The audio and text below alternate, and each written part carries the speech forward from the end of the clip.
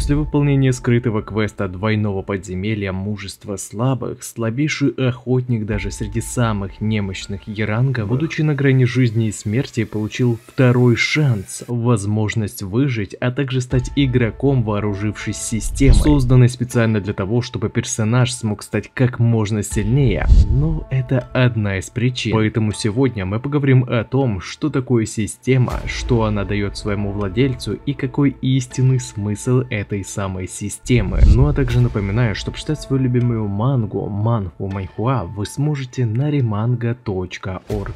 Здорово, ребятки и анимешники, у микрофона Зик, а вот ребята, которые оставили свой коммент под прошлым роликом. Ну а мы начинаем.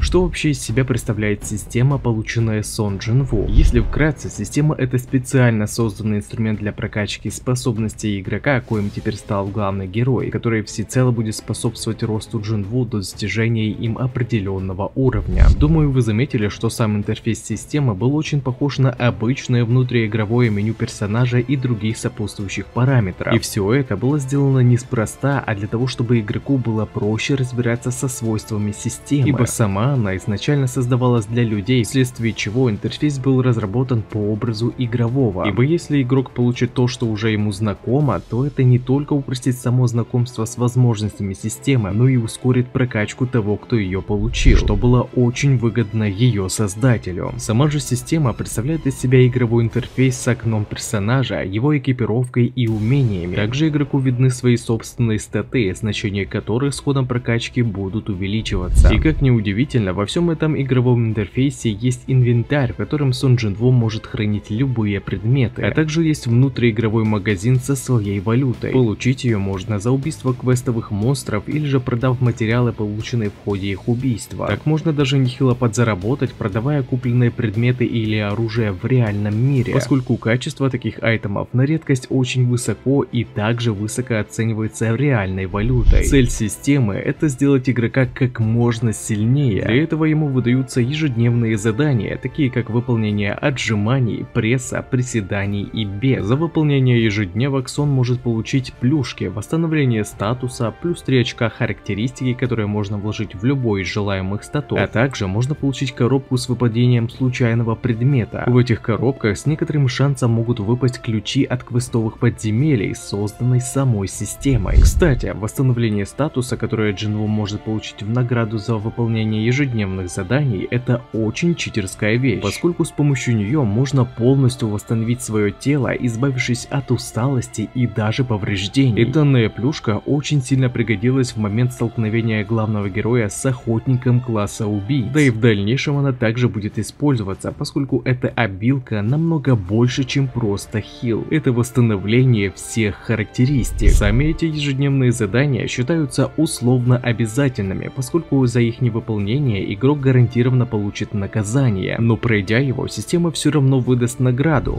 Почему? Да потому что, чтобы стимулировать ее владельца прокачивать свои характеристики. Также ежедневные задания можно перевыполнить, достигая определенного лимита. Это само собой увеличивает получаемую награду, например, возможность получить ключ от внутриигрового подземелья более высокого ранга, чтобы еще больше увеличить прокачку. Однако хоть Сон Джин Ву и может получить штрафные задания, те же наказания, но при всем этом система всячески будет стараться поддерживать жизнедеятельность игрока, например, самовольно активируя навыки, понижающие входящий урон, если запас здоровья опустится ниже определенного уровня. Также в тот самый момент исполнения третьей заповеди Сону был дарован постоянный пассивный эффект живучесть, способный аннулировать все негативные эффекты, болезни и даже яды. К тому же способности к самовосстановлению тоже были увеличены этим навыком. Так что не только за увеличением силы игрока с следит система, но и за тем, чтобы его жизни ничего не угрожало. Ибо если кто-то захочет намеренно навредить игроку, тогда тот мигом получит экстренное задание по уничтожению противника. И неважно, кто это будет, даже если человек, система не допустит угрозу смерти игрока. Также, убив противника, помимо поощрения в виде награды, Сон может получить руну с навыком того, с кем он сражался. Становление сильнее, прокачивать свои характеристики — это главные стимулы, на которые система подталкивает игрока. Повысить значение своих статов можно несколькими способами: выполнять ежедневки и получать плюс 3 очка для характеристик, либо же повышать уровень. И именно повышение уровня выходит самым выгодным касательно прокачки статов персонажа, поскольку поднятие уровня прибавляет плюс 1 к каждой характеристике. А после достижения 40-го уровня система выдаст особое задание на смену работы, в ходе которого главному герою удалось получить спецификацию класса некромантии, которая далее раскрылась в Повелителя Теней, заимев тем самым возможность создавать свою собственную теневую армию, которая превознесла силу Сон Джин Ву на уровень национальных охотников и даже выше. Однако неужели система, способная дать Сону безграничную силу, не имеет в себе ничего таинственного? Или это просто дар богов такому слабому еранговому охотнику? На самом деле, те, кто смотрел мой предыдущий ролик по храму Картинону или же читали манхву, знают, что система была создана архитектором специально для того, чтобы вырастить сосуд, способный выдержать полную силу монарха теней. Вот только сам теневой монарх в итоге выбрал сторону Сон Джин Ву, что в конечном счете дало возможность главному герою получить всю силу того, кем изначально он мог стать и предназначался в качестве сосуда. Но почему монарх теней поступил именно таким образом, это уже тема для отдельного ролика. Ну а после того, как Джин Ву получил всю мощь монарха, система начала самоудаление, поскольку ее главная задача была выполнена. Таким образом, система, полученная главным героем, будучи изначально задумана как инструмент взращивания подходящего сосуда для перерождения монарха теней, в итоге по воле судьбы окончательно стала механизмом для становления Сон Джин Ву сильнейшим охотником тайтла поднятия уровня в одиночку.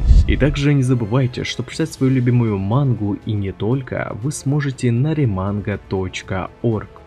А на этом ролик подходит к концу. Пишите в комментариях, что вам понравилось, а что не понравилось, и несколько комментариев попадут в следующие ролики. Если тебе понравился ролик, тогда лайк и подписка для меня будет лучшей благодарностью. А также не забываем про колокольчик, ведь в последнее время не всем приходят уведомления. Всем спасибо за ваш просмотр, мирного неба вам над головой и всем пока-пока.